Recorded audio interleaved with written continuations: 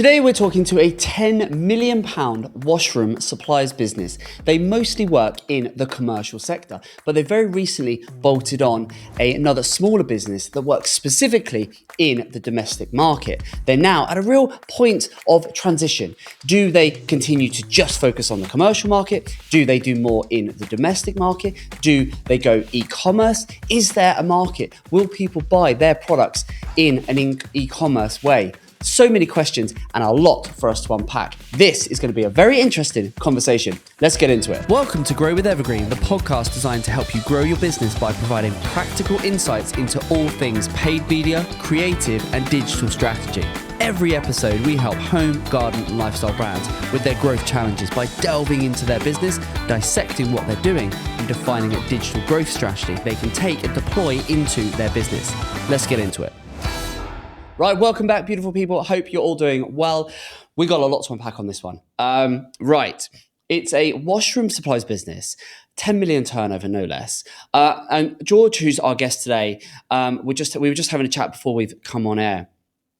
It's a business with a lot going on, and yeah, they're coming on the pod because they want to talk about a whole bunch of different topics. Paid media is a big priority for them in terms of what they are doing a little bit right now, but they want to do more. They've got questions around going e-commerce. They've dipped their toe in the water when it comes to e-commerce. They're starting to do some of that. They've then got this separate website, which is this more domestic focused lead generation website. And there's questions around, well, what do we do with that? Do we incorporate it into the sort of the parent site? Do we leave it separate? Do we take that one and move it to e-commerce? Do we not? Whew, there's a lot. So it took me a good few minutes in our pre-chat chat to just get my head around the business, the setup, and what the key sort of priorities, key challenges are. I think I'm just about there, but we're definitely going to have to continue to do some digging together. So let me just give you a run through of the sort of the key challenges, the key sort of talking points, which I think we're going to get into today. Business, for the most part, is doing around £1 million turnover a month. Overwhelmingly commercial, so the sort of 95% is commercial, and it's B2B. So they put in these. George will tell us more, but they put in sanitary ware, all sorts of vanity units into businesses. Essentially, all sorts of commercial property.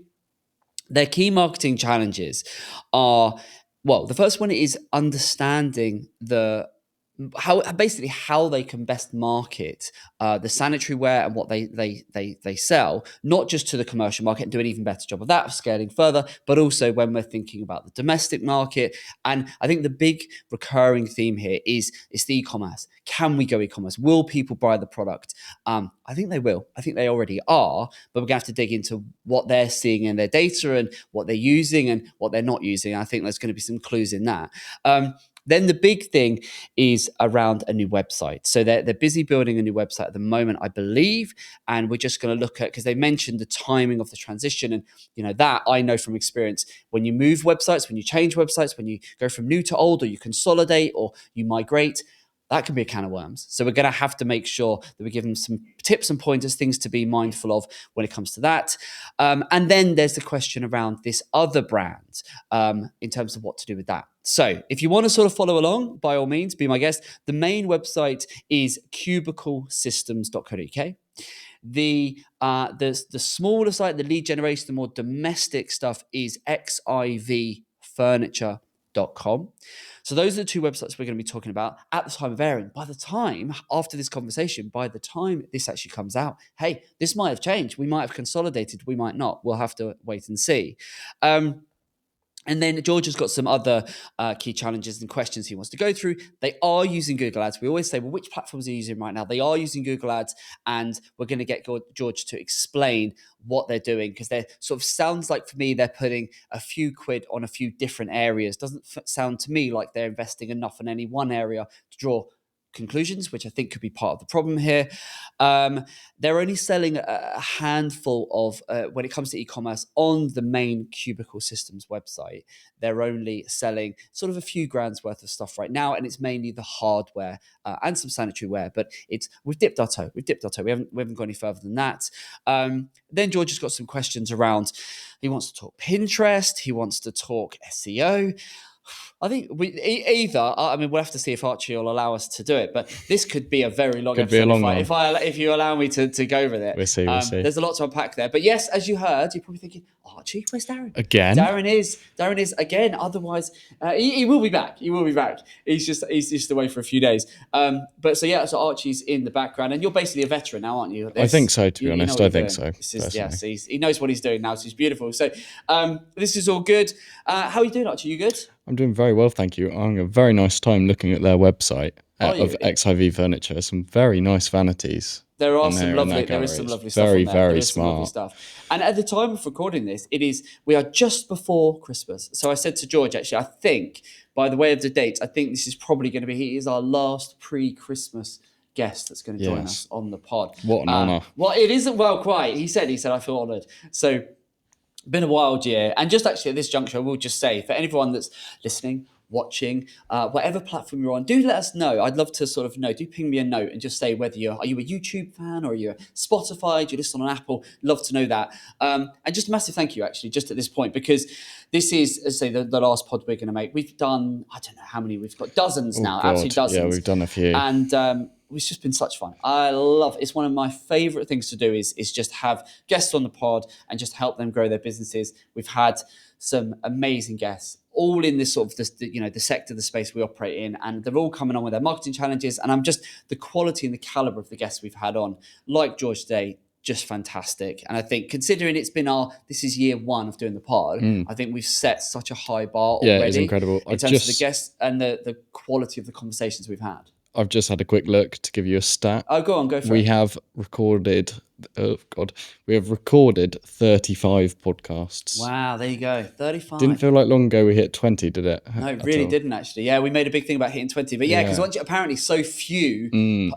so few pods get to 20, don't they? Like the stats, Darren saw the stats. So I little. Think there's very few podcasts that, because people start podcasts. Yeah, we're going to start podcasts. Great, we're going to go, and then they sort of go, "Gosh, this is a lot of work. It's a lot. It's a lot of effort." And then a lot give up after like the first 8 or something. Yeah. And then there's like a crazy stats that apparently so few get to 20. Very, very little. And then beyond that, I think we're in like the top tiny percentage really of pods that get beyond 20. So the fact that we're at 35. That's amazing. Almost doubled it. It's really, really impressive. And we are actually, I should say, I've not mentioned this at all in any previous episode, but we're planning, Archie, Darren and I have a little something that we're planning once we hit 50. Once we hit 50 episodes, I'm not going to show what it is, but there'll be something. So we're going to be sharing what that is when we hit 50 episodes, which will be, blimey, by the time we record 50, it's going to be early part of 2025. By the time that comes out, that's going to be next spring somewhere, isn't it? Wow, blimey. Yeah. Amazing. Yeah. Really. Right. Well, anyway, so massive thank you. If you've listened, watched the pod and enjoying it, we're starting to get some really good feedback, and we're starting to get people that are becoming regular listeners and regular viewers and subscribers, and that is just amazing. I love that. It makes it worthwhile. So yeah, huge thank you. Very much appreciated. So let's get in and you're forgetting something, Aaron. Wow. Yeah. Okay. Right. So what time is it? It is time for a paid media mystery. Isn't it just? Let's do it.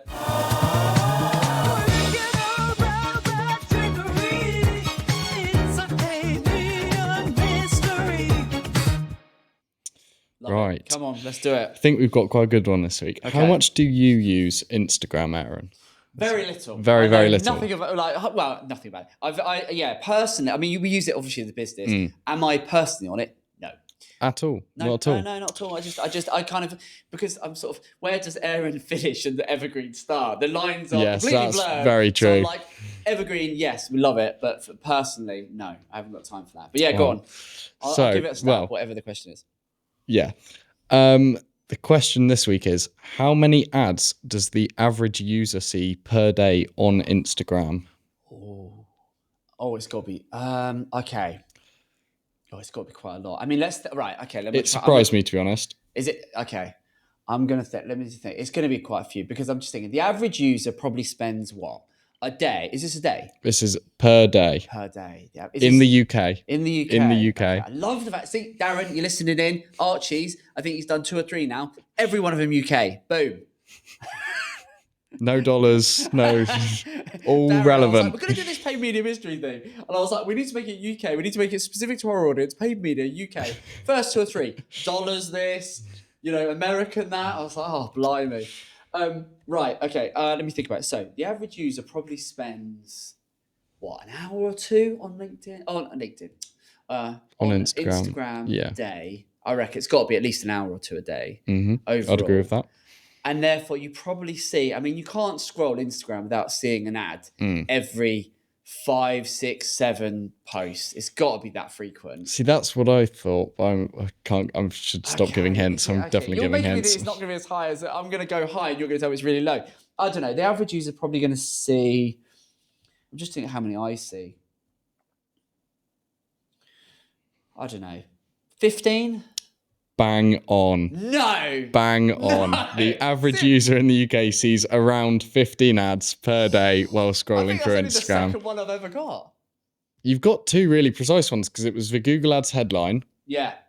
Look at that I for some producer genuinely knowledge. didn't know that. Hand on my heart. There is absolutely. That is impressive. We make a point of I never know what the questions are going to be or anything. Oh, that's made my day. That has actually made my day. Absolutely bang on. Yeah, I thought that was really low. Might be that I spend a lot of time on Instagram. Yeah. I feel like I see a hell of a lot more than that. I love that. There you go. There we are. Is that different? Is it 50?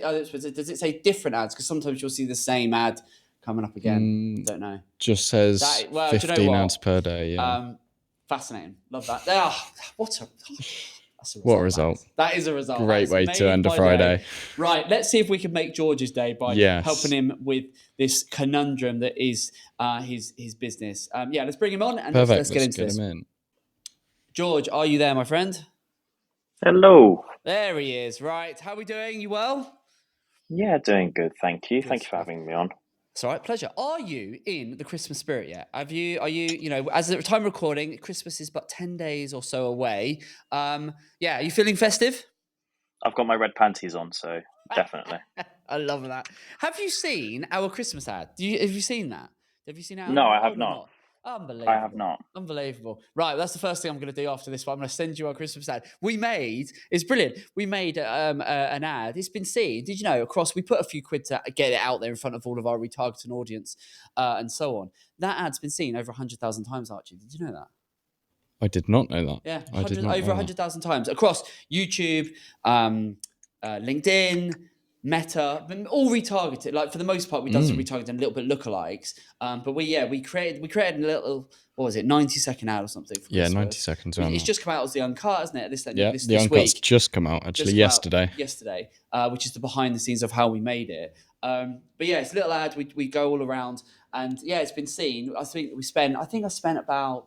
In terms of ad spend, we put about $2,000 behind it. Oh, that's pretty good then. Just because I just wanted to get it. We put it out on LinkedIn and we did that. But these days, if you've got something like that, which is like a very, you've got to put a few quid behind it. So I put a couple of grand behind it. Put it up on LinkedIn, put it up on YouTube, put it up on Meta. Just mainly going to our audience, so those that have watched our content, should have seen it. I've been showing it a fair few times, advertised to me, so it's definitely working. You know why I've done you dirty there? Go on. Because I've got YouTube Premium, so I end up working around it. Yeah. See, that will be exactly why you haven't seen it. Yeah, of course.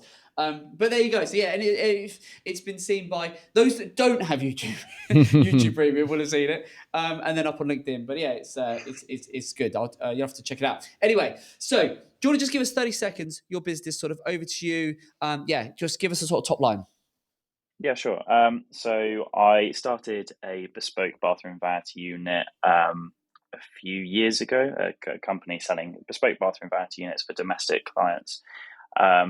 I grew that to be around average of probably about 10 grand a month. And then I sold it to the lovely folks at Cubicle Systems. They took it on board. Took me to be the head of marketing as well.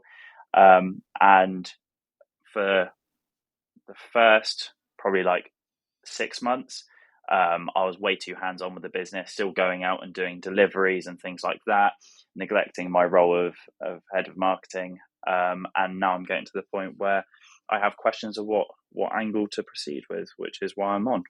Gotcha. Love it. Well, we're definitely going to be able to help you with that. Just before we do, I've just got a couple of questions, if you wouldn't mind, on that whole process. I'm quite fascinated by this, and I know some of our audience will be fascinated by this. Is that Hmm. process of how did you find the process of were you acquired? Did you sell your business? How did that work? If you don't mind sharing some of that, I'd love to know some of that.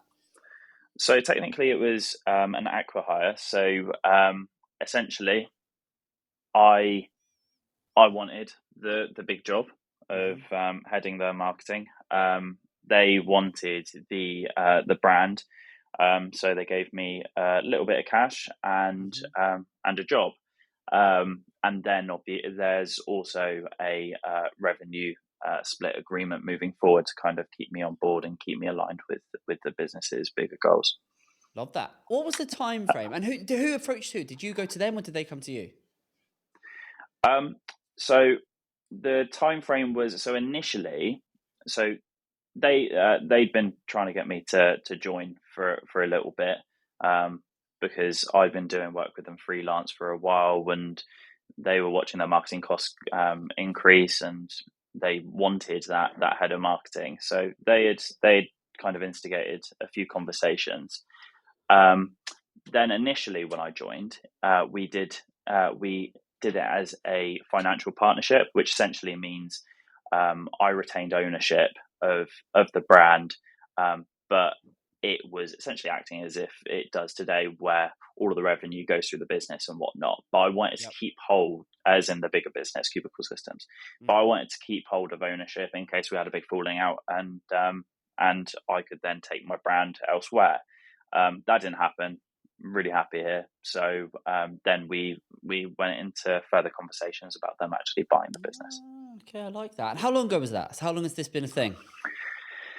So we did a financial partnership in June 2023, and then they officially bought the business in January 2024.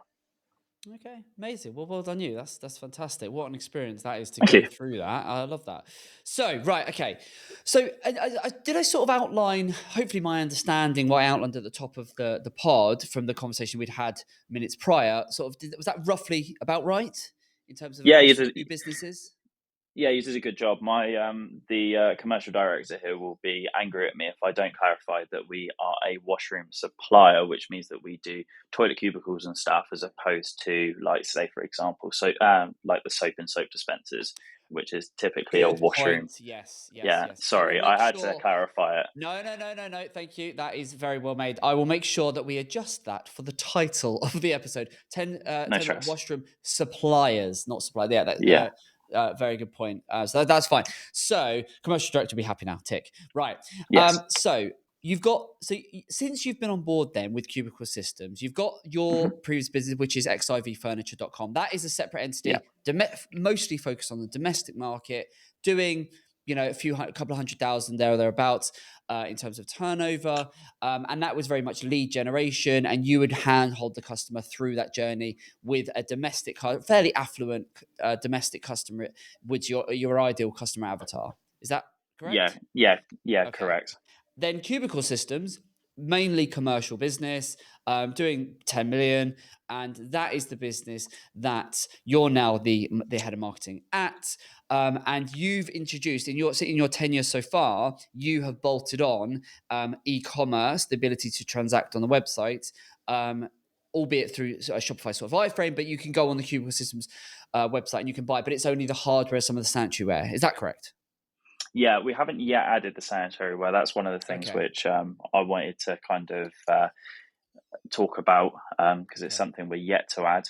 So I'm not really sure if my approach towards e-commerce is correct for Okay. adding these additional products. Fine. But yeah, So what is your overarching goal, aim, and sort of question is what? so it is to make XIV furniture more scalable. That is ultimately that's the aim.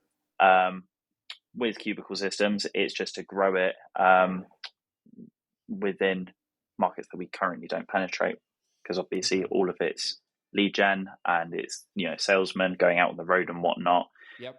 It would be good for the business to have other areas which are a little bit more hands off and just more operationally driven.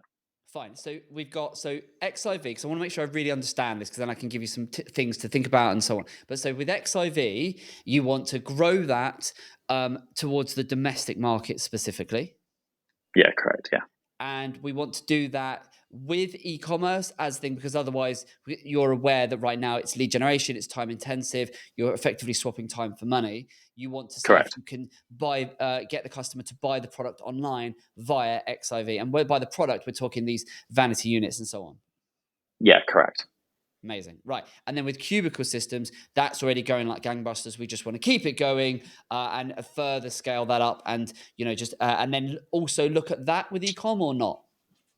Yeah, so specifically things like the hardware and the additional sanitary ware and bits like that. So, say for example, you've got a hotel which needs, 200 sinks. It would be quite nice if we were able to try and sell those kinds of orders via a website. Okay, fine. So that I've got the lay of the land now. Hopefully, our viewers, this is sort of with me in terms of that is the sort of the makeup of the business. That makes sense. So I guess the obvious question, the elephant in the room, is, well, surely you've looked into the data. I can't see any reason why this wouldn't work from an e-commerce perspective on either front. To buy the hardware, I can guarantee people will be looking for that, and then to the vanity units. There's going to need to be some hand holding that, because it is a considered purchase. But heck, look at all the things you can buy online. I kind of, when I read the sort of the notes back, I thought, well, yeah, surely you can sell this online. Is there any reasons that you've come up with so far that sort of made you think, I'm not sure this is going to work? Yeah, so I think there's kind of two parts to that question. The first part is, obviously there is the arrogance of being the person that started the business and falling in love with the process and the service. I think, naturally, when and you would have experienced this, when you kind of start something on your own, when you then have to think about how you hand it to other people and how you take it to the next step, Yep. you get worried about losing what made it special in the first place. Yep. So I think that's part of it. The other part of it is, it's difficult to understand how you preserve the ability for these people to customize and personalize all of these different elements of the vanity unit, Right. whilst also making it an online transaction. It's possible. It's just super time intensive. There are other companies online who do it. I guess part of the concern being that it would make us just another one of them. Ultimately, as well, from prior experiences, Yep. I've found that the conversion rate when it comes to obviously online stores is typically a lot less than when it comes to lead generation. So that kind of gets me a bit worried as well. So yeah, I think it's a big part of it's just overcoming my own personal objections. There's two, for me, what you've just said, there's two things in there. One is from your own, it's your baby. You started this, you've grown it, right? And that, there's the, if you're going to build the team and bring other people to do what you do, that's one part of it, which if you want to grow this business, you're just going to have to get over. As you say, you said I could relate to that. I mean, yeah, if I think way back, there was a time I was doing all of the paid ads and the SEO and this, the digital strategy. But that's a complete, you're always in exchanging time for money. If you want to build XIV up, you're going to have to just overcome that. And that's not your customer's worry. That is completely in your mind. That's your worry, of just like, is it going to be done the way I would want it? Is it going to be sold in the way I would want it? Is it going to be positioned in the way I would want it? Well, just again, that's where you can train and develop your team. But then just get over it. I don't that that's something you're just going to have to put to one side if you want to grow this, and it not just be a sort of a micro business. Yeah, definitely. Yeah. So I think so. There's that side of it, but then which is just a kind of like that's your head. You just need to overcome that. Then the sort of the more kind of, I guess, the bigger question for me is, vanity units and all of that. The things that you are selling, because there's some beautiful stuff on here, and it is customized and it is tailored, but as you say, basically the question for you is, do you want to enter the e-commerce, arena or not? Because if you do, you're going to take it a lot more seriously. You are going to have to move to an e-commerce website. There is no shortage of options when you go to, say, a Shopify, where you can have all your customizations. You just need to think, what can the user customize? They can customize this, the size, the style, the color, the this, the that, the standard stuff. Anyone can do that. You can have bolt on all of your options into your Shopify store to enable a user to choose the basin they want, choose this, choose the unit, choose the doors, choose the color, the size, all of that stuff. Standard. Most of your competitors will be doing that. But what you need to, I think the big question for me is, do you want to enter the e-commerce? Because there is no shortage of competitors, but fundamentally, XIV will be a very different business if you enter that arena. And I think what you've got to make a decision is, which side of the fence do you want to be on? Because if you try and just go, well, I still want to kind of do it the way I've always done it, and I want to have that control, but also I want to dip my toe in the e-commerce, that's going to be very, very hard. And I don't think it will work, because I think you either need to go all in one side or the other. For me, with XIV, even though it's now part of Cubicle Systems, which I get, for me, this business, you need to decide, do you want this to be a service base where we pride ourselves? It's the service, it's the, that the personal service, and you can submit a lead, and then we'll give you a call, and we'll talk you through it, and we'll guide, and it's more of a nurturing experience, right? Or do you want it to become a more of a transactional, faceless interaction with your customer? Both of them have scalability, and both of them will have very, very different challenges. There is an argument you could do both, but I think I would say you need to go on one side of the fence or the other with this. I think ultimately it is a case of just having to commit. Like you said, it's difficult to kind of to look at something, like, especially because of the fact that I don't have an e-commerce background. It's hard to look at it and go, well, do I go the full mile and try and translate this service into an online store, or do I part do it? But yeah, based on what you're saying, I definitely think it's a case that I just have to commit. And I think you need to make a decision. I think you need to take yourself out of environment, go and give yourself some headspace. And I think actually there's an even better question you should be asking, right? Which is, where do you want this to take us? But where do you and your colleagues, now you're now involved with Cubicle Systems, where do you want collectively, where do you want this business to be? Does it look like in 5 years? That is going to dictate, I would say, to a large degree, where you're going to take this and which route you go down. Because at the minute you're a bit of a crossroads. This was a micro business. You basically exchanging time for money, working on a couple of projects a month. You've now been essentially, become part of a much bigger business, which is very commercially focused. And so now you're kind of left with this little business going, what do I do with it?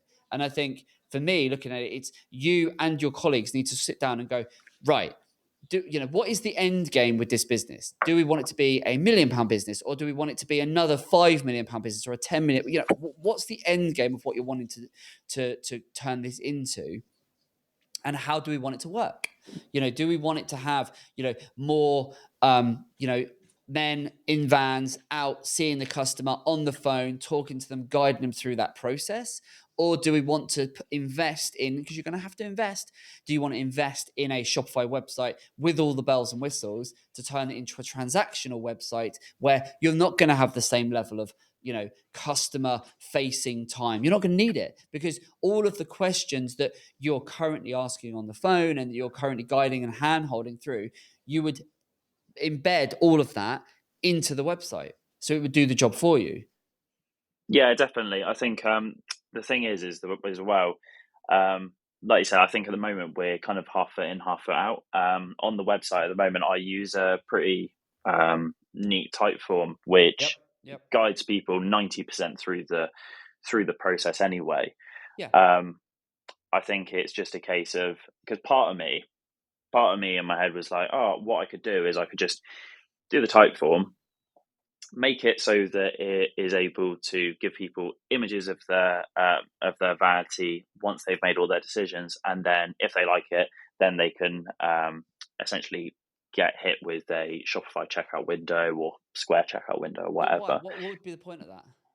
Yeah, exactly. I think it's more just trying to be too half it in, half it out. Yeah, no, Um, it doesn't make any sense, because if you do, you either need you need to decide what you want this business to be, because that makes no sense. That's going, we're going to do all the hard stuff in terms of, you're going to have your type form, and I've seen your type form. I've gone through a few of the steps. You're going to go, we're going to do it manually, handhold. We're going to guide you through it, guide you through it, guide you through it. Oh, and then at the end, we want you to transact. Who cares? Why would you yeah, want that? That doesn't make any sense. You either have it. This is a fully e-commerce experience, of which case that is new territory for you. You've not done it before. You're going to have to go and say, well, okay, what you're going to have to learn. And again, you haven't got that expertise. Buy in someone else's 10,000 hours of experience that know how to build e-commerce stores in this space, know how to have the customization and the sorts of little bells and whistles that you're going to need on this business. You do that. And then in terms of, well, what is possible, what isn't possible, look at your competitors. Your e-commerce competitors. There are some amazing brands out there that are doing this, and so you leverage from them, you learn from them and go, what are they doing? Or you go the other route and you say, this is going to be a lead generation type business where we are going to guide. And we've got loads of clients that on both sides of this, and there's nothing wrong. Don't think, I'm getting the sense that you're thinking, if I don't transact online, then I can never grow this business. I get the gist that that's probably what's in the back of your mind.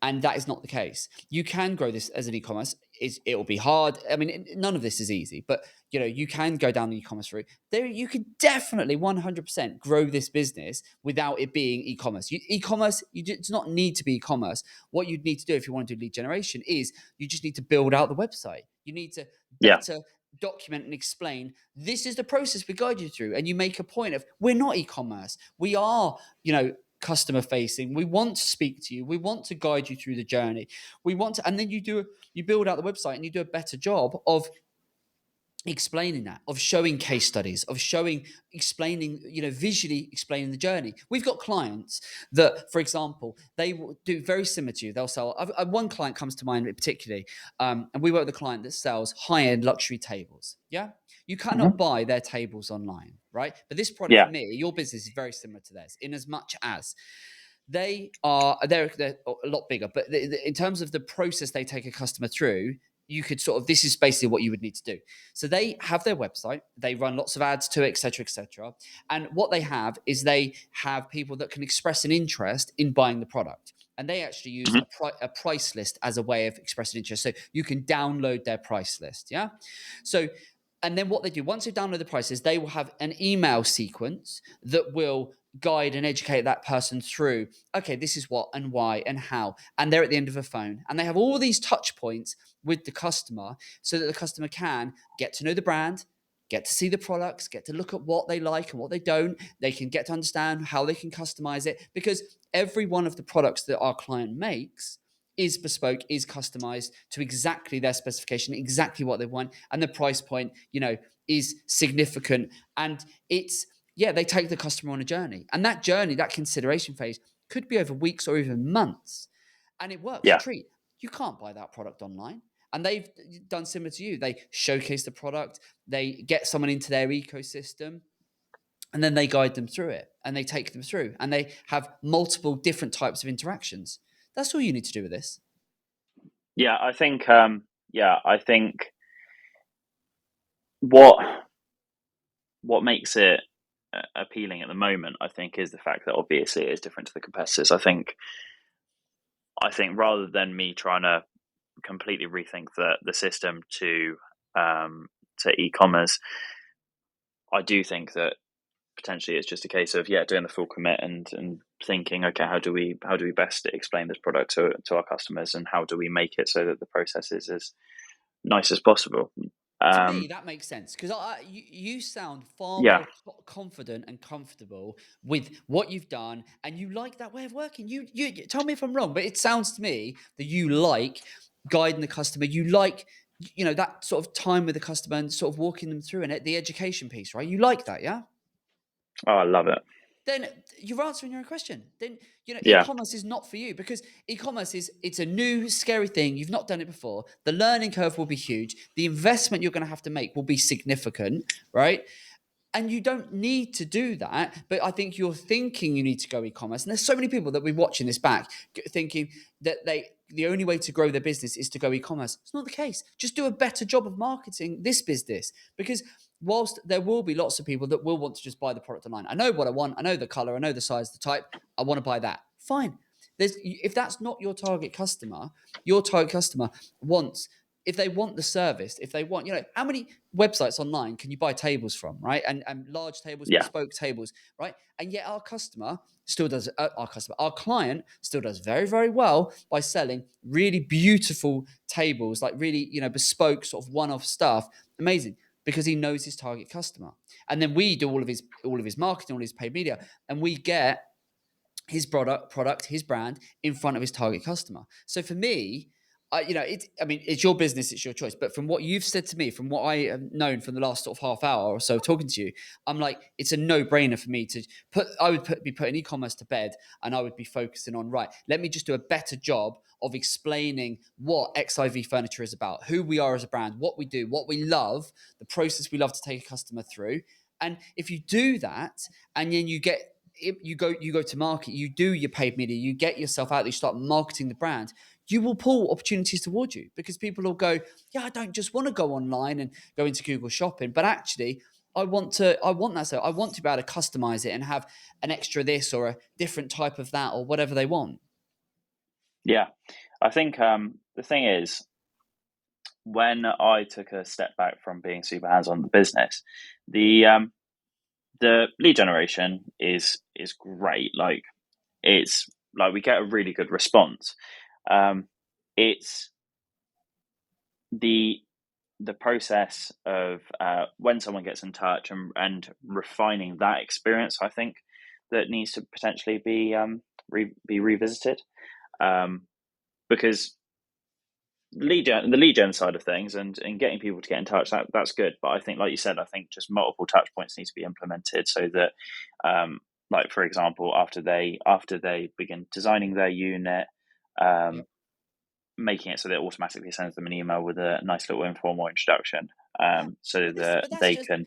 But George, that's just standard, like, growing pains of the business, right? Yeah, You just need to, everyone, we all go through that, in terms of, if you're taking this from basically a one-man operation into, you're embedding this small little business you've built into a much bigger organization. And so you need to systemize.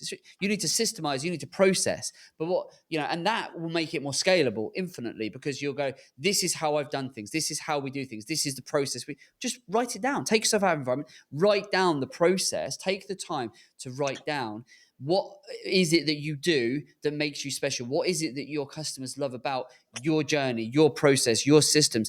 And you will, in writing that process down, you will identify the gaps. Oh, okay, that's always a bit random, a bit bespoke. Right, we're going to need to systemize that. We're going to need to have some consistency of how we do it. And then once you've got that, you've got your framework, you've got your templates, and then you can write that up, document it. You can have that. And then when anyone else, in terms of scalability, so to get you off of the tools and to build the team, this you can give it. Here's the blueprint. This is how XIV does it. This is the way we work. Simple. I mean, that's just, yeah, definitely. yeah, that is very easily done. You just need to take the time to do it. But I think, rather than keeping your eye on the ball doing that, what you've done is you've sort of almost had classic kind of entrepreneurial thing of the shiny object syndrome, where you've gone, taken your eye off the ball on that, and had your eyes averted by this idea of e-commerce being like, a new, easier, well, surely if we did that, it will solve all my problems. And I just think, actually, kind of taking your eye off the ball with this. Yeah, definitely. I think I think it's taking me having to take a step back from being on the operations perspective, Yeah. and then thinking, things aren't quite as good as they were when I was on it. Surely there's going to be a magic fix. I think it is that whole shiny object syndrome of Yeah. thinking, oh yeah, this will I be the get, yeah. magic fix. Exactly that. And it's not, you don't try and reinvent the wheel, my friend. All you need to do is actually that if you actually take the time to look at what's working in XRV right now, you'll probably find it just needs a couple of little tweaks. It just needs a little bit of George love to just finesse the edges and go, no, we don't do it like that. That's not quite the process. This is how we work. This is what you just need to iron out the kinks. Don't reinvent the wheel. My God. Just that's not what you want. You're going to set yourself up to just go down a path that's going to stress you out and cause you massive amount of grief, unnecessarily when you don't need it. It's not what you want. You've said what you love to do. So just focus on, what you're actually trying to build. And you just need the growing pains. My God, the classic thing is when you're growing a business, it's all about the sevens. When you get to your first like 70K, so I can give you this from a real world experience, right? When I was first went freelance all the way back in like 2013, 2012, 2013, first couple of years, I was like, right, I just want to, match my salary, my previous salary. Then I was like, oh, let's double my salary. Once you get to about 70K, right, as for most businesses, probably the same for you. Once you get to that point, you realize you're starting to go beyond just you. And at that point, the things that all of your process systems are all in your head. Now, you're based on what you sell. Your 70 may have been at 100 or 120, 150. It depends on the business. But Yeah. you get to a point where your process and systems and the way you do things is all in your head. And when that is the case, that is a completely limiting factor. And you are exchanging time for money. And that's most small businesses or sort of micro businesses. That's what they do. It's just go, this is how I always do it. This is my way. I'm a bit of a control freak. This is what I've always done. You've got to get beyond that and go, I've got to start to systemize and process it in order to bring people in order to grow. And that, to me, that happened to me when I was about 70, 80K in terms of I was sort of doubling my salary and I was thinking, right, now I want to grow and I want to add people. And that was many, many years ago. Sounds like to me like that's kind of where you are. The good news is once you do that, you'll have pretty much your systems will work up to several 100,000. But what happens is once you get up to 6, 7, 800,000 in most small businesses, all those systems start to break again. And you have to push past them. And we've been through that in the last couple of years. You get to and you go, oh my God, right. And you have to punch through them. And all of your systems and processes that you had that took you up to 5, 6, 8 people, suddenly they will start breaking again because they're not built for scalability, not built to go into 1 million, 2, 3 and beyond. And this is just I'm explaining that because I think it's important to recognize that this is part and parcel of growing a business, of building a business out. Is you're just going to have those pain points. You process this, systemize it. Within 3-6 months, you'll look back and go, my God, why did I even consider e-commerce? What a distraction that was. Before we go any further, are you enjoying today's episode? If so, you'll love our other show, Tea Talks. They're short, informal chats where the Evergreen experts and I share actionable nuggets on all things paid media, creative, and digital strategy that we use daily when growing our clients' businesses. And best of all, much like this podcast, it's completely free. So if that sounds like something you'd be interested in, see the link in the description. Now, let's get back to it. Yeah. So the thing is that I think everything you're saying is 100% right. I think it's I have always been someone that has helped businesses grow. I've never been that involved in the processes of like logistically making it work. Yep. And now, I, from, we've hit this, like you said, like the breaking point of all of these systems that we made, then they're, it's no longer the well-oiled machine that it was. Sure. And it's a very alien place for me to be, because obviously before I was like, all right, cool. My comfort zone is helping grow a business. I can create my systems. I can do it on my own. Boom. Yep. And then whereas now it's like, well, actually, hang on. There are so many hours in the day. Hang on a minute. Yeah, I recognize it. I exactly that. But that's it. But that's where, don't allow yourself to just be distracted and just take yourself out of environment and just write down the process systems.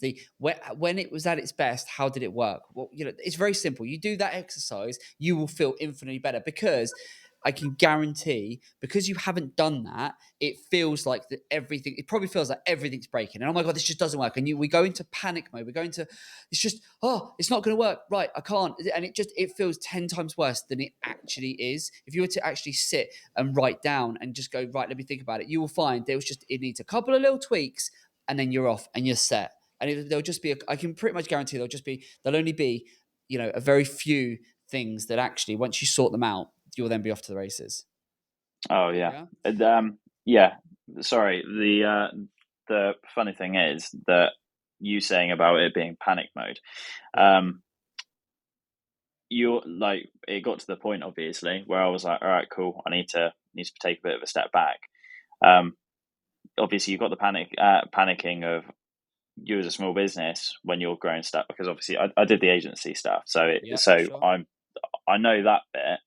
But then it's another kettle of fish when you've sold the company and you've Yeah. got people breathing down your neck and you're Yeah. like, Yeah. Yeah. ah, But George, then don't you know what I allow. mean? I totally know what you mean, and this is why I really want to help. Don't. But what you're doing, don't allow yourself. What? Right. Think about why were they interested in buying your business?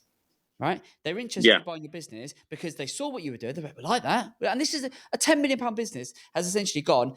You've clearly got some skills. You've clearly got some expertise. We'd like to leverage your 10,000 hours worth of experience and bring that into our organization. And also, you tapped into the domestic market, which we're not. So we like that as well. Yeah, which is beautiful. So it's a massive compliment to you, and you should be really proud of yourself because that is incredible. So, but what you need, what you've done, because you've now, while you've been doing that, you've been getting up to speed on the Cubicle Systems business and trying to get your head around that. You've been trying to obviously then maintain and manage your existing business. And so you're looking for like a quick fix or something that will just be yeah, like a ta-da moment of just like ta-da. And so you've been led down this e-commerce path. And all you actually need to do is look at your business, take a long, hard look at it, and go, hang about, what has changed? What is it doing now that it wasn't doing a year ago or 2 years ago, right? What don't I like about what this business has become? And then just go and fix it.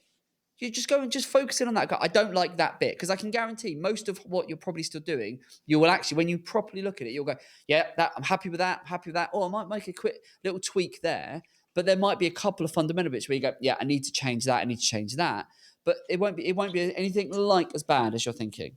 And then what you've done is you need to continue to play to your strengths. You need to continue to focus on what it is, the reason they were interested in acquiring your business and bringing you on as their head of marketing, right? So play to your strengths. Don't, the answer is not to go out to, try and play a completely different game. Keep playing the yeah, same thing you've been doing. Otherwise yeah, you're going to just, set yourself up to fail. I just yeah, really don't want that for you. Yeah.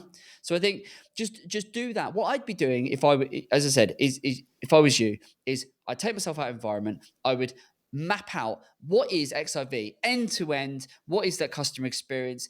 Every single facet of the business. What do I like? What do I not like? Look, do a SWOT analysis. What are your strengths, weaknesses? What are the opportunities, threats? Look at the business end to end. Yeah. Speak to some of your customers. What is the bits they love about you? What's the bits where they say, oh, actually, that used to be better, and I don't quite like this.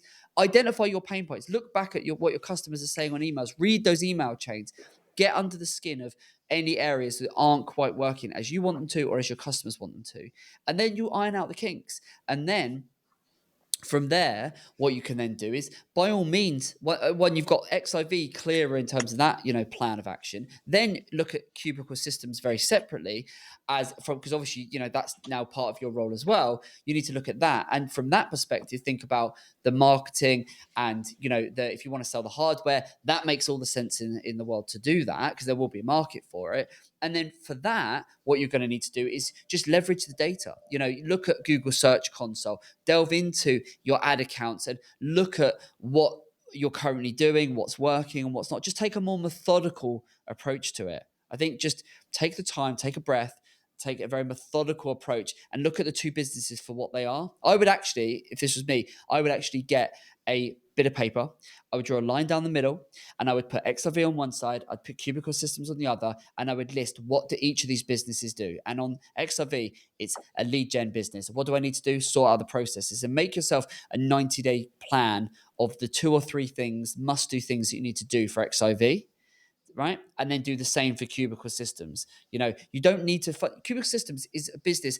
I can imagine those guys are not going to be looking for you to come in and revolutionize their £10 million business. They brought you in to bolster it, to add it. So what I'd be doing is get your ducks in a row with XIV because that's your baby, right? Get that clear. Then I would then be looking at Cubicle Systems. I'd be using Google Ads. I'd be using any platforms you're using to advertise, as well as your organic data, and I would be reverse engineering to go, right, what's working and how can I make it even better? Not reinvent the wheel, not go off on a massive tangent and try and add something wholesale different in. What can I do to add a little cheeky 5% gain? Because if you do that for Cubicle Systems, they're going to be loving you, my friend. And if you play XIV to your strengths and to your greatest strength, which is your experience, they're going to be loving that as well. Yeah, to be fair, I do treat them completely separately. One of the good things about obviously being part of a bigger company is the fact that I'm able to delegate obviously the day-to-day responsibilities of XIV to somebody else, which is quite nice. Yep. And one of the things that being in this kind of position that I've kind of learned is the fact that everything can take so long. So you almost can kind of get the ball rolling on one element and then in the background work on the other whilst someone else is actioning, obviously, one or the other. So rather than, which has been quite nice. Cubicle is, I do treat that is treated completely separately. Right. That side of things, I'm like, are you confident with that I've one? got. Do you feel, have you got a plan for Cubicle? Do you know where you're going with that one? Oh yeah, 100%. I mean, I've been involved in their business for like 8 years now. Right. And so just give me a top line on that. What is that overarching plan for Cubicle Systems? From your perspective, what value are you looking to put into that business?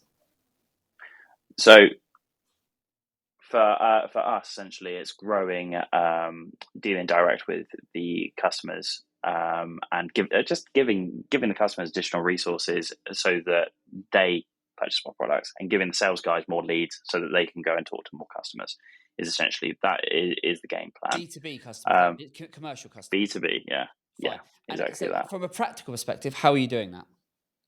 So that is pretty much all via Google Ads and through lead generation.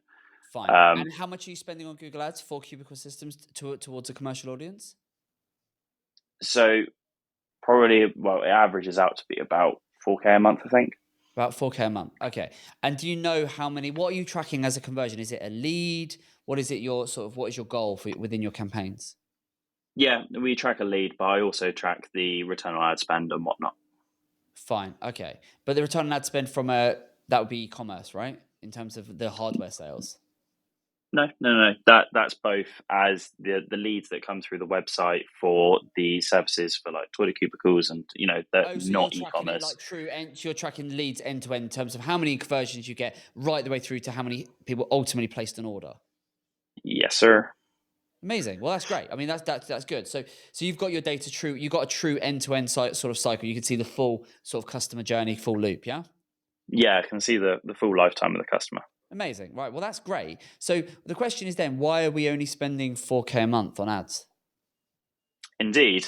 So we actually recently did a bit of looking at the return on ad spend and whatnot. Yep. And for every pound we spend, we're getting about £80 back, which would tell me to turn those dials up. You think? Yeah. Yeah. Yeah. Like if that is true, my God, yeah. Why wouldn't you be dialing that? It's you with Google Ads, because for me, if you're spending 4K, again, it comes down to where are you headed, right? What are you trying to achieve? So with Cubicle, where do we want to take that business in the next year, 2, 3, 5? Where do we want to take that business? Is like the first question to get really clear on, to know what the end looks like. Do you know that? Has that been communicated to you in terms of we want to turn Cubicle Systems into a £20 million business? Do you know that? Yeah. So I know from a year by year basis, the goal at the moment is to get to 15. That's 15. the In goal. what period? Yeah. I think we say 5 years. Fine. Okay. So what you need to do is you need to understand. So there's so many things, right? So within Google Ads, understanding your cost per lead is good. It's important. Do you know? And do you say, are you in the account, or is there someone that is on your team Yeah. that No, day it's to day? all me. Everything So from the you're in Google website. Ads. Okay, beautiful. So I'm Yeah. hoping you know the systems fairly well. Yeah. Right. Fab. So what sort of campaigns are we running then? So it's only search ads. So you're only running search. Have you got a separate brand campaign? Not really, because of the fact that there is so much where the name Cubicle Systems also relates to the actual product. Right. There can be quite a lot of overlap in terms of people who are looking for the product and will just call it Cubicle Systems, and people Yeah. who are just looking for Cubicle Systems, the company. Okay. So it's difficult to I would still. I mean, differentiate I would the two. still do that because if you did that, if you did it on a brand campaign with the correct setup, it'd actually be less. It'd be cheaper cost per click. But okay, do you know your So on an average month, are you only targeting Hmm. the UK? I guess you probably are. Yeah. So some things I'd be looking at if this was my account, because I would be making sure that sort of the money you're putting in versus the money you're getting out is accurate, and you haven't inflated that, or it's not incorrect in some way. So if you're confident on data, then all logic would dictate just dial it. The key Hmm. things, the metrics I'd be looking at is what's the cost per click, and what's the cost per acquisition, so how much it costs you to buy a customer. I'd be wanting to understand them, because then once you understand those kind of metrics, it becomes very easy to work out or how we grow. Because if you can look at the last couple of years and say, well, look, consistently we put in 5 grand, 4 grand, whatever it is a month, you can see over the last 3 months, 6 months, whatever, that we're putting in X amount, and that is generating us this number of leads, which in turn is translating into this amount of revenue. Well, then you can run some hypothetical. What if we increase that budget by 50% and we do that for 3 months and we see what the uplift is? It then becomes very easy to calculate, okay, we might see some diminishing returns to a point, but we can see that if we dial it from 4K a month to 10K a month over the next 6 months, we can see we're going to get a 50, 60, 70% uplift in revenue ultimately, and the number of Hmm. leads and so on. And you can just track that at each point. So but understand it, because if you understand your cost per click and how that's changed, how that's evolved, and your cost per acquisition to see, is that getting more expensive? Is it coming down? Depending on the types of service, the types of campaigns you're running, and so on, it becomes very easy to reverse engineer the numbers and remove a lot of the guesswork from it. Because you can say, well, the market rate for a click of the things we're targeting is X. And therefore, based on the market rate, factoring in our conversion rate means that we can see that our cost per acquisition, our cost to buy a customer is £50, £100, £500, whatever it is. And then you can go, well, we know a customer on average is worth X and Y to us. How many more customers do we need to hit our revenue target in the next 12 months? We need this many more customers. Well, they're going to come at this amount of cost. And as long as the numbers, the multiples work, well, then you're off to the races. You just start incrementally dialing. You don't go from hero to zero and suddenly go from 4 grand to 50 grand. You start incrementally dialing it and you start growing it. So Yeah. To be clear, the reason why we're not spending more is because of the fact that, like, I've only just been able to obviously like fully be able to focus on that role as being head of marketing. sure. Um, the reporting and stuff wasn't. It didn't have the. It just wasn't as accurate as it is now. Okay. Sure. Whereas now, also the £1 to get £80 back, that's mainly because the average order value is really good. That's ultimately what it is, and also obviously the lifetime value. Yeah. Um, Are so you I don't factoring want in to. lifetime value into that equation that you've just given me? No, that Oh, is good. that Okay. is just based Yeah. off of a 3 month period, Yeah. Easy. um, and you know it is just a case of the fact that obviously where they hadn't before, I kind of made it my primary focus. They just Yeah. hadn't necessarily taken into account how much they can get out of it. Um, the other thing is obviously it's the company's like 30 years old, Yep.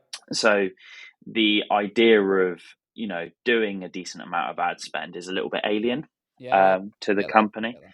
Yeah. Yeah. Yeah. Um, Well, you're the new and kid on the block, right? You're gonna have to show them the way. You got to show them the it's light, right? And that's well, the that's point. that's what we're doing. Yeah, I love that. Well, that's it. I mean, what an opportunity you've got there, right? So stop focusing on e-commerce, just to focus on this, because it's just you got a great opportunity here, my friend. And I'll tell you one more key metric that I'd be thinking about when it comes to your Google Ads is your search impression share. Do you know what that is on your campaigns? Yeah, yeah, of course, yeah.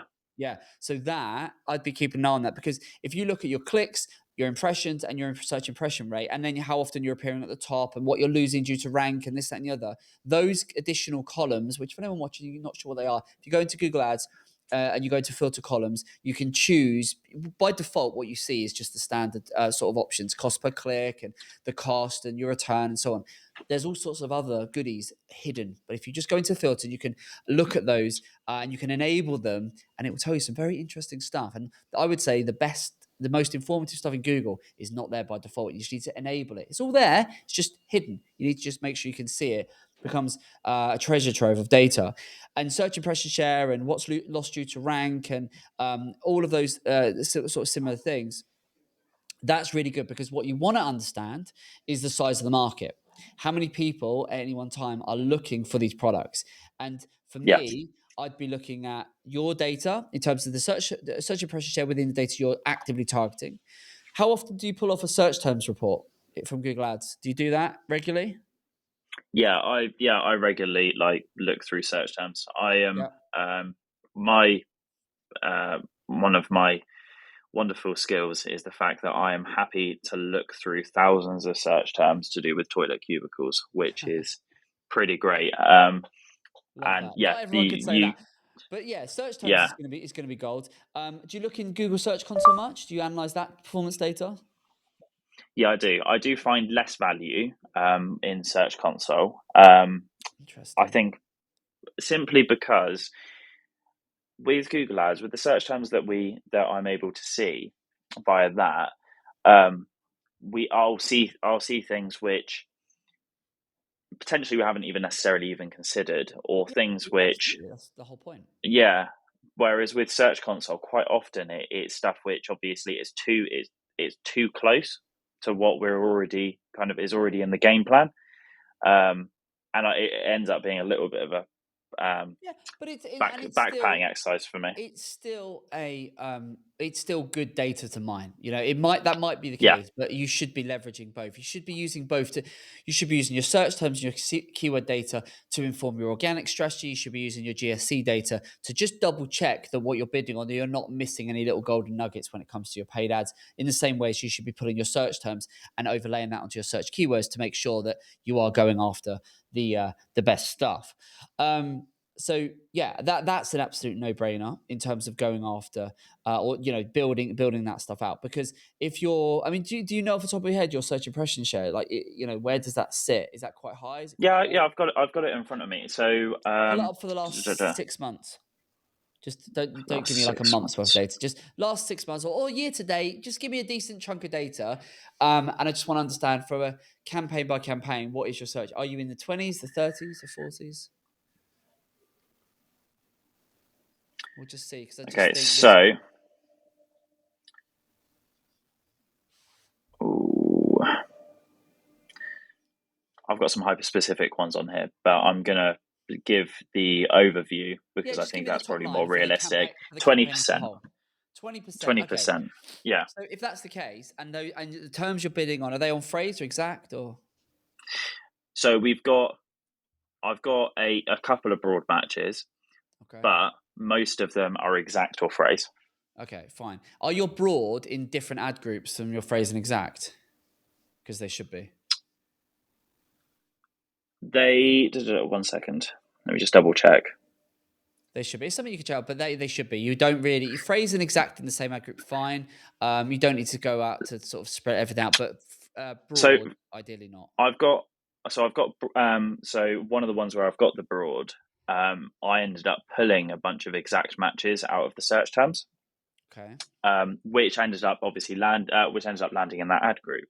I haven't actually ever heard anyone say that before. Can you give me a breakdown of why that is, of why Because you want to avoid? broad, the clues in the name, it's broad. So if you have broad keywords and phrase and exact in the same ad group, right, your phrase and exact won't get a look in because broad is casting a very wide net. And so Google, it's much easier for Google to default all of the clicks, the impressions, etc., to the broad keywords. So it's not giving a fair sort of level pay. You're not. It's basically you'll skew your own data, and then from a reporting standpoint, you just won't get the same quality. So what you So should be.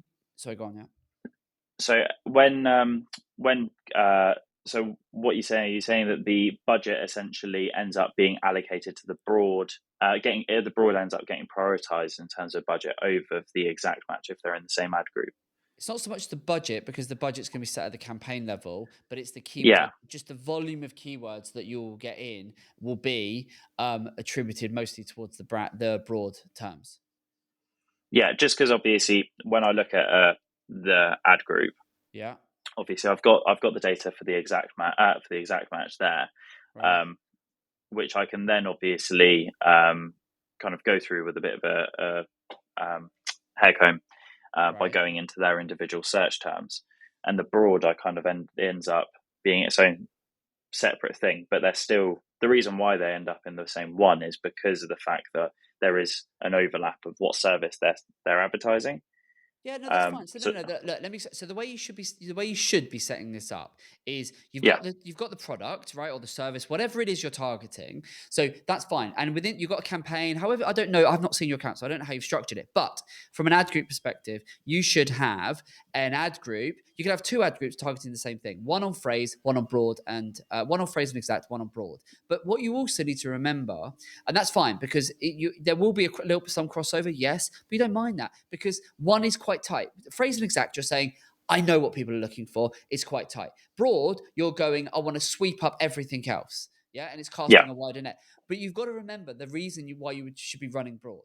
The reason you should be running broad is as basically a paid keyword research exercise. So you should be using broad to identify, casting a wide net with your broad ad group, analyzing the search terms within your broad from that broad ad group, cherry picking the goals and applying them as phrase and exact into your phrase and ad group thing. Once you do that, you'll get to the point where you will see very little quality stuff coming through on broad, because you've identified all the gold in the phrase, and it's now in the phrase and exact. You get rid of the phrase. So your broad should only be a means to an end. There are some exceptions, but as a general rule of thumb, broad should be a means to an end. sure. Yeah. And the other thing you should be doing, does that make sense? Any questions on that? Is that something I would implement on you? You will get a better quality of data. You will get a better return on your investment if you set it up like that. Yeah, sure. I think I think that I mentally had separated them because they all had different. The exact had a very different bid to the broad, but I think that's just Bids, as in, what being do you mean? lazy, What do you mean as bid? in As in, cost per click bids. well, yeah, we'll do, won't it? Because, Frey, exact, you're looking at it just going, well, I can get cheaper clicks with broad. Of course you can, because it's nowhere near as targeted. So, but if you know people convert on, these exact terms, and you're getting anything like the return that you've said, then exact works an absolute treat. And I would be wanting to go, well, I definitely want to focus on those exact terms because they're like printing money. I'll have those all day long. I would also be using Oh yeah, phrase. no, specifically. Sorry, I do take ones where it's like something which, like you said, I use the keyword research and whatnot. But you occasionally obviously get exact match.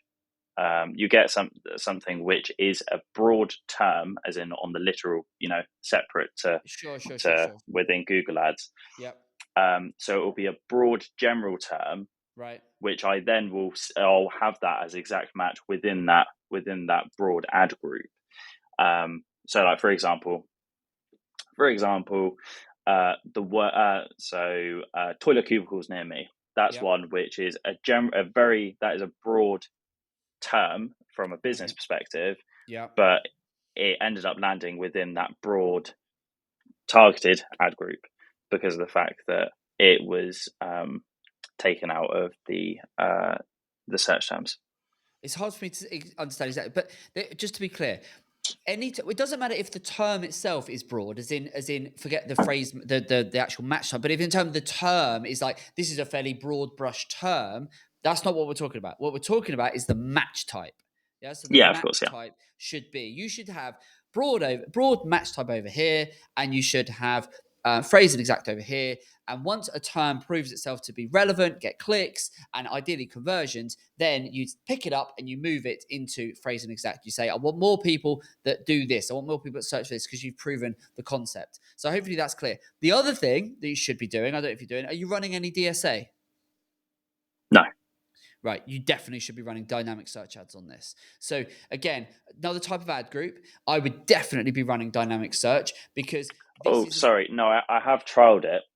So part of the with I feel free to clarify if I'm Sure. talking No, go for it. talking That's out the my whole point. arse. This is no. This is the point of Um, the pod, right? So I can just give you things. I want you to be able to go and take this way and go, I can go and implement that. So yeah, go for it.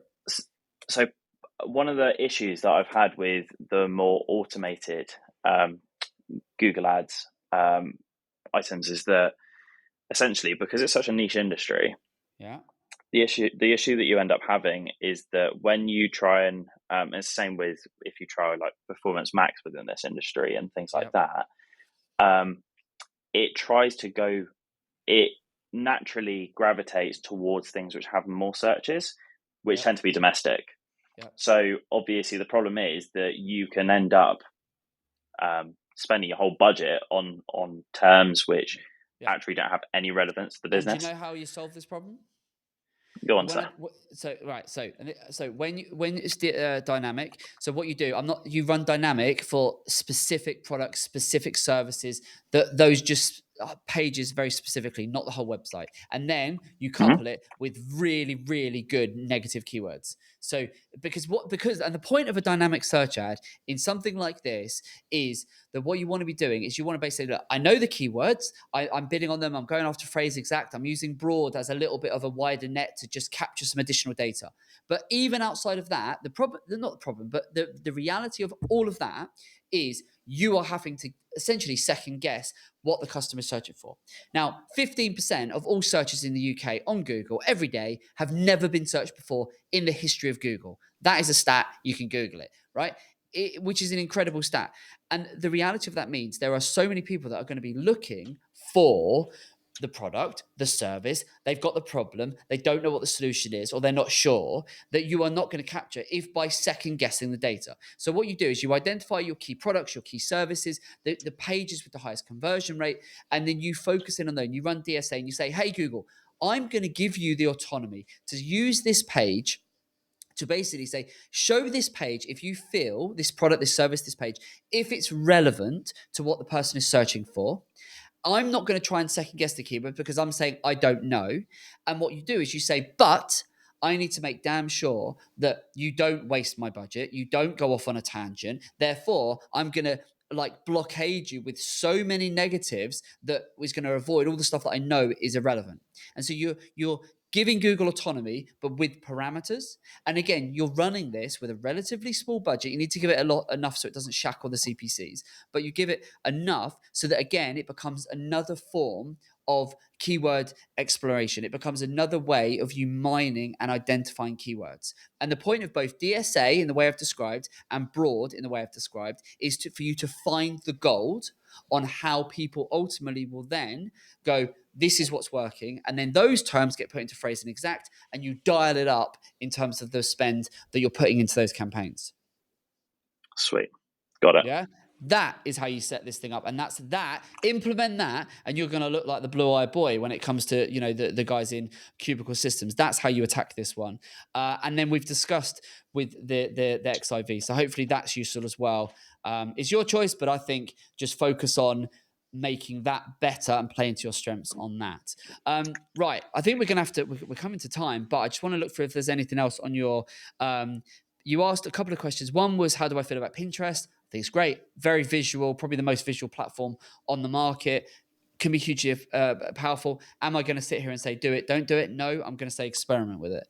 And then how do I think SEO or AI, is going to influence SEO next year? I think it's going to continue to do what it's already done. I don't see SEO or AI impacting SEO more next year than it's done this year or the previous 3, 4, 5 years. I think SEO is going to continue to evolve. I think with SEO. I've done SEO for 20 years. I think with SEO, we are taking, we're moving into the era. We're already in it, but we're going to further move into the era of it's all about brand. It's all about brand. It's all about brand authority, and it's all about that customer service. And from an online perspective, it's about placing yourself, not just about look, we've got all this content, aren't we amazing? We've got all these links.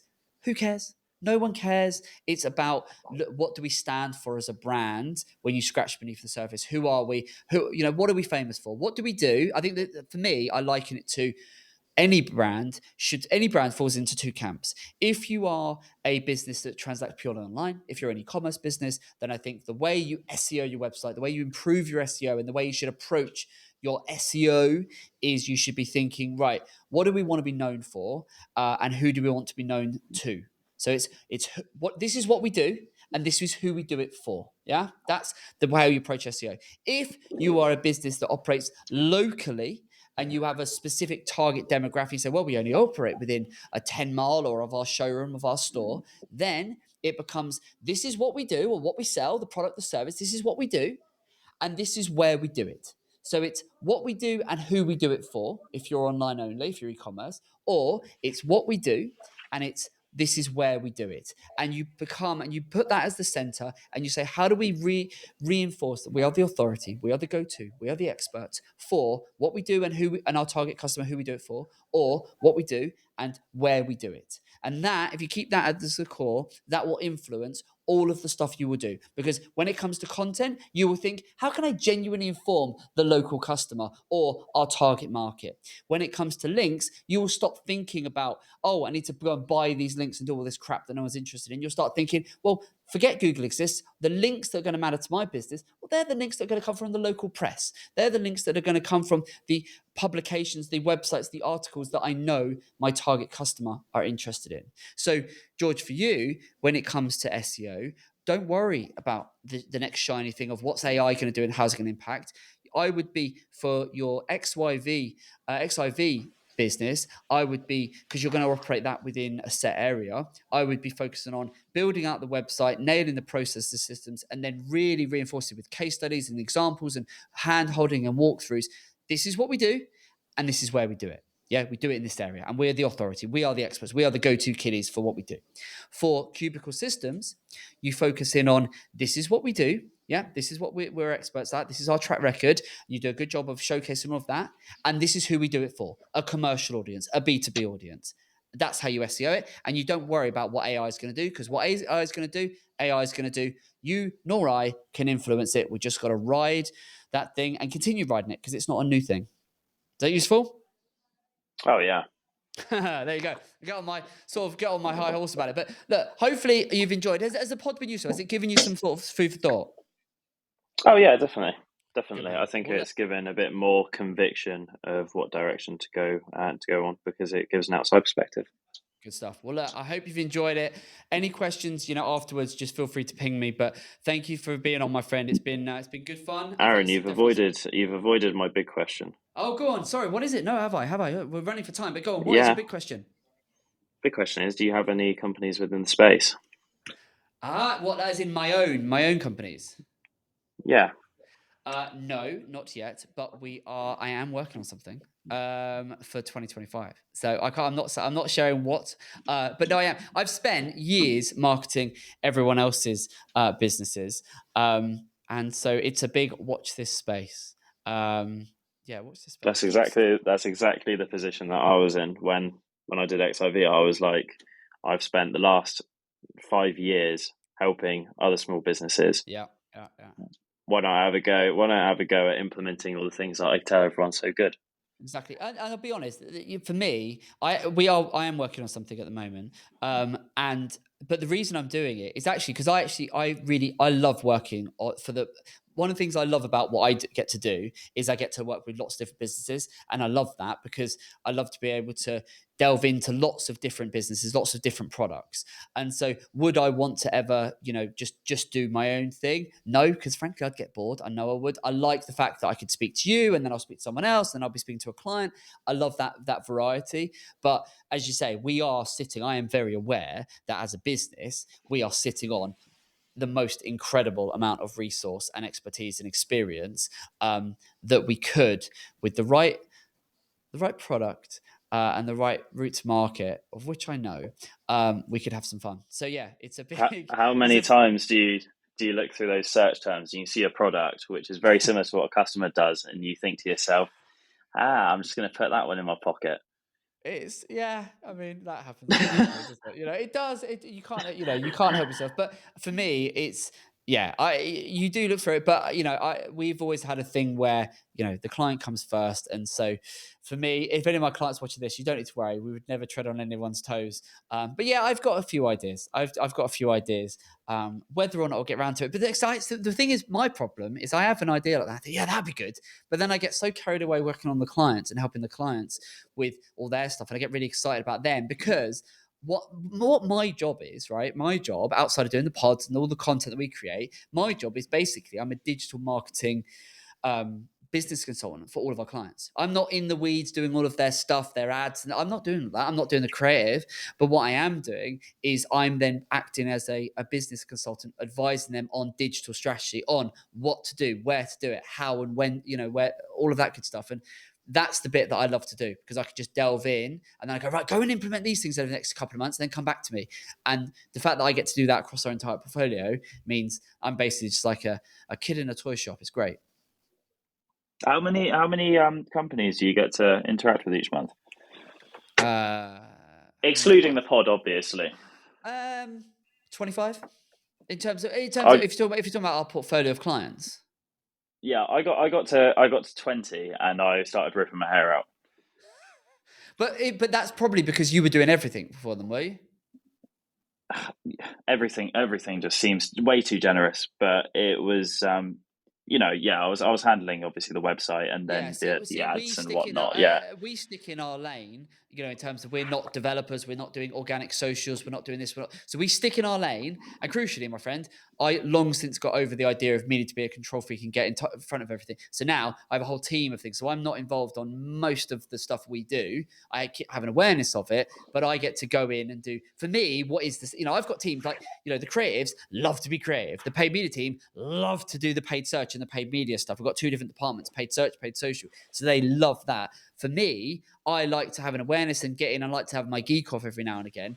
But what I love to do is do the strategy bit, which is that sort of high level 10,000 foot view thinking of like, right, as a business, what are we doing? I like it to the 3Ps. I like to understand what's a business's past, their present, and their plan. And a lot of the SMEs, the owner operator businesses we work with, they don't know what that is, or and what it should be. They sort of go, well, I think I should be doing this, and then I come in having done it for 20 years with all of the experience, the tens of thousands of hours of experience, and the portfolio of clients that are all in the same home garden lifestyle space we're working on. I can go, well, I'm seeing this work for all of these other clients. We're not doing this. We should be doing this. We should be doing more of that. And so for me, well, yeah, that's the thing, and that's why I was really excited to talk to you, because like I said, I mean, I haven't done the online store stuff. And if you turned around to me today and said, you know what, I can't swear on here, can I? If you were to turn around, I won't make your editor's life hard. If you turn around and was like, oh, you're being silly. You should have done this. Should have been e-commerce from the start. Blah blah blah. Then I'd go, all right. Well, this is someone in the space who's seen plenty of companies in the past, and that will give me something to think about. But you giving the conviction of which was really nice and really helpful. I think it is just having that outside perspective is so helpful for companies. It really is. Well, look, that's the whole point of the Grow with Evergreen podcast, right? We love it. We have an absolute blast with these conversations. I've loved this. To be honest, I have long since forgotten we've been recording this. You and I could just stay on and chat all day, haven't we? I have just checked. We have just tippled over into our longest episode ever, I believe. There you go. Longest episode ever. And that happens. You lucky listeners. The guys are behind the screens going, Aaron, you need to wrap this up. And I just get carried away. I just love it. And the point of the pod is to help people on their way, give that perspective, and so hopefully we've done that, my friends. It's been good fun. So thank you for being on, and as I say, keep me posted with how you get on. And as I say to everyone, very happy to be a sounding board if you're not sure, because you don't know what you don't know, and if you sort of think, oh, I'm not sure, you can always ping me an email and say, Aaron, what would you do with this or that or the other, and I'll give you my 10 cents worth. Whether you take it or not, it's there. All right, buddy. Thank you so much, Aaron. Really appreciate it. We'll speak soon. All the best. Take care. Well, that was a conversation and a half. That was a conversation. An hour and a half, actually, is what it was. But, wow, okay. Thank you. Well, I started the episode by saying thank you. I'm now going to extend another thank you at the end of it. So for those of you that have got to the very end of this episode, massive thank you. Well done, because that was a long one. But I just think it was an interesting one. That I wasn't sure how It was would really go good, yeah. because it's a big business. He's run a small business. Small business has been acquired into the bigger Yeah, business. very interesting setup being bought and lots how of he's moving integrated parts, now. and I Very interesting. just got a sense from what the conversation of just kind of them thought, actually I can see some things here, and all I can do is give my perspective on what I think, what I would do, and I just think all too often, the entrepreneurs sort of bug is that we shiny objects, we just go, oh, the answer is this new shiny thing over there, let's do that, surely that'll answer all my prayers. And more often than not, it's like, no, stick in your lane and do what you're blooming good at. That's exactly what we've done, right? We just we know what we're good at, we stick at it, and I try my best not to have my attention averted by all these new things that just make an advert every now and again to let that out. That's how we do it, isn't it? Exactly. Yeah. Exactly. Well, there you go.